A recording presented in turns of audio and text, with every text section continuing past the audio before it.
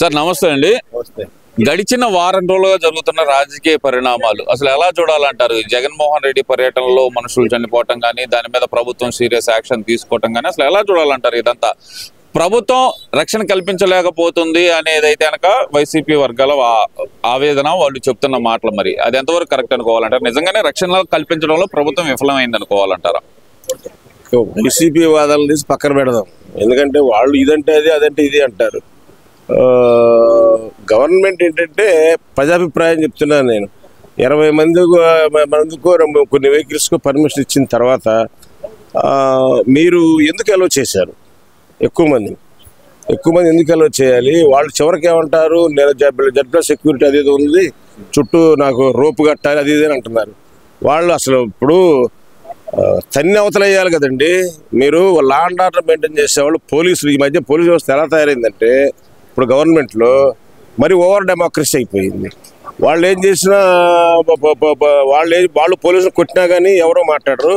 పోలీసులు వాళ్ళని పట్టుకొని దెబ్బేస్తేనేమో దేశం మొత్తం ప్రచారం చేస్తున్నారు. ఎట్లా ఇప్పుడు పోలీసులు అంటే భయము, గవర్నమెంట్ లా అండ్ ఆర్డర్ పోలీసులు అంటే భయము, లేదా గవర్నమెంట్ ఏమైనా చేస్తుందని చెప్పి భయం లేకపోతే విచ్చలవిడిగా ఈ రౌడీ మోకలు తిరుగుతా యాక్ట్ చేస్తూ ఉంటే లా అండ్ ఆర్డర్ ఎలా కంట్రోల్ అవుతుంది? సో గవర్నమెంట్ ఎందుకంటే ఇప్పుడు ఈ పోలీసులు స్ట్రిక్ట్గా యాక్షన్ తీసుకొని, మేము అదే అనుకున్నాము, ముందు పర్మిషన్ ఇవ్వలేదు అన్నారు, మీరు గొడవ అవుతుంది కాబట్టి. ఆల్రెడీ ఇంతకుముందు చాలా ఇన్స్టాన్సెస్ ఉన్నాయి. ఆ జగన్ తిరిగినప్పుడు అతనే మామూలుగా తిరిగేవాడు కాదు కదా అంటానికి. అతను అలా బిహేవ్ చేసినప్పుడు మీరు ఎందుకు అట్లా ఫ్రీగా వదిలేసి మీరు ఇచ్చిన పర్మిషన్స్ని కూడా వైలేట్ చేసేటట్టు ఎందుకు మీరు కామ్గా ఉన్నారనేది ప్రజలు క్వశ్చన్ చేస్తున్నారు. దానికి గవర్నమెంట్ అనిత కానీ లేకపోతే సమాధానం చెప్పాలి. పోలీసులు కూడా కదంటే దాన్ని ఏమో అర్థం చేసుకుంటున్నారంటే గవర్నమెంట్ ప్రాపర్గా వాళ్ళకి స్ట్రిక్ట్గా గైడెన్స్ ఇవ్వట్లేదన్న అభిప్రాయం కలుగుతూ ఉంది. అంటే ఇక్కడ ప్రధానంగా చూసుకుంటే కనుక మరి ఆ సంఘటనలో జరిగిన సింగయ్య మృతి కానీ, లేదంటే సత్తెనపల్లిలోనే ట్రాఫిక్ లో చిక్కుకొని బ్రెయిన్ స్ట్రోక్ వచ్చిన వ్యక్తి మృతి కానీ, అంబులెన్స్ లోనే లేట్ అయిపోయి, అలాగే అక్కడే హార్ట్ అటాక్ వచ్చి ఇంకో వ్యక్తి మృతి కానీ, అసలు ఎలా చూడాలంటారు ఈ ఇన్సిడెంట్స్ మొత్తాన్ని? అసలు ఎలా చూడాలంటారు? ప్రభుత్వ అసమర్థత అనే దానికంటే ఫస్ట్ ప్రజలు కొంత రియలైజ్ కావాలి. ఇప్పుడు ఇది డెమోక్రసీ. వాళ్ళు నాయకుడి మీద అభిమానం ఉండొచ్చు, అంత దారుణంగా చచ్చిపోయిన రెడ్డి ఎవరో కుర్రాడు అక్కడ సత్తెనపల్లిలో ఆ క్యాన్వాయ్ ఎక్కి ఆ క్యాన్వాయ్ పట్టుకొని ముందు పోతూ ఉంటే ఆ ఉంటే అదొక సైకో ఫ్యాన్స్ అనమాట. ఇది ముందు ఆ సైకో ఫ్యానిజాన్ని తగ్గించుకోవాలి. లేకపోతే మీరు ఇప్పుడు గవర్నమెంటే కాదు, మనం పద్దాకులు చేసే తప్పులు చేసి గవర్నమెంట్ కంట్రోల్ చేయలేదు అనటం కూడా కాదు. You have to change. మీరు జగన్ అంటే అభిమానించడం, లేకపోతే తిరగండి. ఎందుకు ఆ మాదిరిగా క్యాన్వాయ్ ఎక్కి తిరగటం ఎందుకు? అది ప్రజల్లో కూడా పరివర్తన రావాలి. దానికి ప్రతి గవర్నమెంట్ అంటే కాదు, కానీ గవర్నమెంట్ ఇద్దారని చెప్పినట్టు పర్మిషన్స్ మీరు ఇచ్చిన పర్మిషన్ వైలేట్ చేసేటట్టు స్ట్రిక్ట్గా ఉండాలి పోలీసులు. వాళ్ళు కూడా భయపడుతున్నారేమో అనిపిస్తూ ఉంది.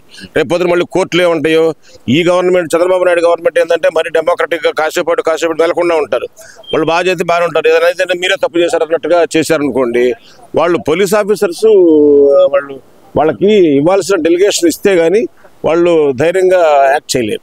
అంటే ఇప్పుడు పోలీసులకు అనేది ఫ్రీ హ్యాండ్ ఇవ్వటం కానీ, పైనుంచి సపోర్ట్ చేయటం కానీ లేదంటారా? ఎందుకంటే కనుక జగన్మోహన్ రెడ్డి చెప్తుంది ఏంటంటే గతంలో పర్యటనలు చేసినప్పుడు చంద్రబాబు నాయుడుకి కానీ, లోకేష్ గారికి కానీ, అలాగే చూస్తే కనుక పవన్ కళ్యాణ్ గారిని కానీ మేము ఎక్కడ అడ్డుకోలేదు, నన్ను మాత్రం అడ్డుకుంటున్నారు. ఎందుకంటే నాకు వస్తున్న ప్రజా అభిమానం చూసి తట్టుకోలేకపోతుంది ఈ కూటమి ప్రభుత్వం అంటున్నారు. అది వాస్తవమేనా?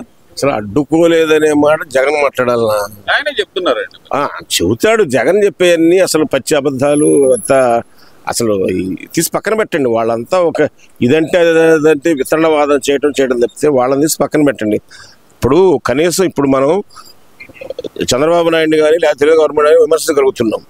డెమోక్రసీ అనేది ప్రజాస్వామ్యం ఉంది, ఇక్కడ వాక్ స్వాతంత్రం ఉన్నది. ఆ రోజుల్లో ఎవరైనా మాట్లాడడానికి బయటకు వచ్చేవాళ్ళ? మీరు పెట్టుకొని మీరు టీవీ తీసుకొని బయటకు వచ్చేస్తే ఎవరో భయపడేవాళ్ళు, నాకెందుకని. ఆ వ్యవస్థ ఉంది కదా. ప్రజలు ముందు మన స్వేచ్ఛా జీవితాన్ని కోరుకుంటున్నారు. ఆ స్వేచ్ఛా జీవితం అయితే కూటమి ప్రభుత్వంలో ఉన్నదండి. జగన్ ప్రభుత్వంలో అసలు ఎంటైర్ ఎగనెస్ట్. అది దాన్ని మనం అసలు దాని గురించి డిస్కషన్ అక్కర్లేదు. వాళ్ళు వేస్ట్. మరి ఇప్పుడు జరిగిన సంఘటన సింగయ్య మృతి చెందడం, అసలు అందులో జగన్ క్యాన్వాయ్ కింద జగన్ వెహికల్ కింద పడి చనిపోతే కనుక అసలు అదంతా లేదు, ఏఐ వీడియో అంటూ దాన్ని ఏఐతో క్రియేట్ చేశారు వీడియో అంటూ ఒక ప్రచారాన్ని మొదలుపెట్టారు. మరి దాన్ని ఎలా చూడాలంటారు? వాళ్ళు మనుషుల్ని నమ్మరు, టెక్నాలజీని నమ్మరు. ఇప్పుడు అవినాష్ రెడ్డి అప్పుడు గూగుల్ టెక్లో ఉంటే గూగుల్ టెక్ అంతా రాంగ్ అని అంటారు, ఇప్పుడేమో ఇదే అంటారు. Same situations. వాళ్ళ మీద ప్రూవ్ అయిన మొత్తాన్ని బోకరిచ్చేసి చేస్తున్నారు తప్ప టెక్నాలజీ ఏమైనా రాంగ్ చెప్తుందా?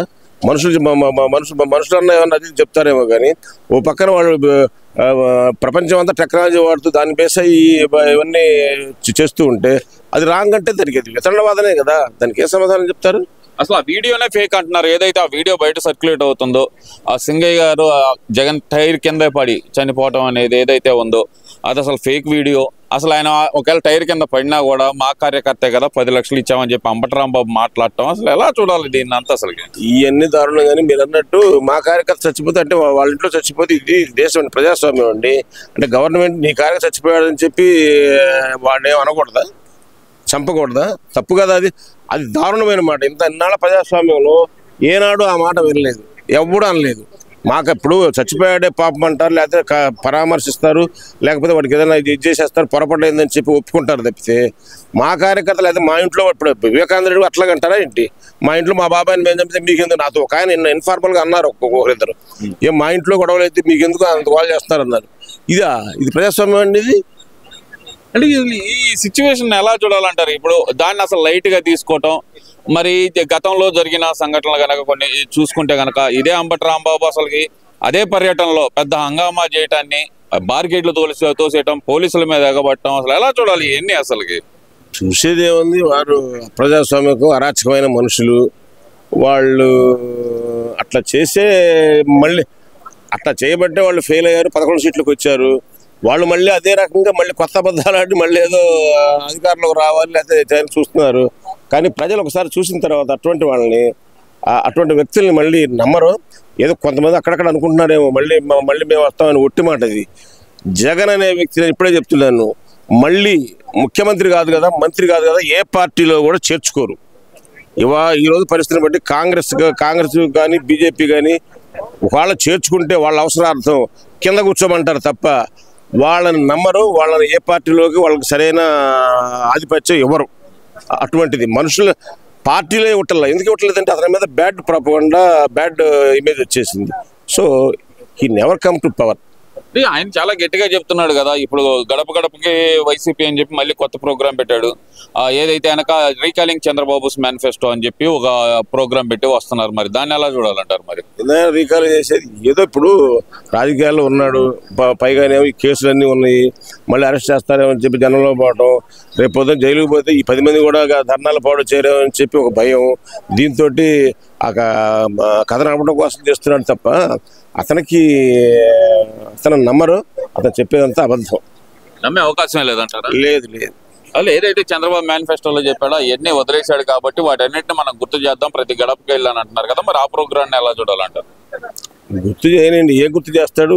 ఆయన చేసినవన్నీ గుర్తున్నాయి. ఈయనేమో ఇప్పుడు చంద్రబాబు చేసి గుర్తు చేయాల్సి వస్తుందేమో కానీ ఏమైనా ఉంటే ఆయన చేసినవన్నీ ప్రజల మైండ్లో ఉంటే గుర్తొస్తాయి. అవి మర్చిపోయే వాస్తవాలు కాదు.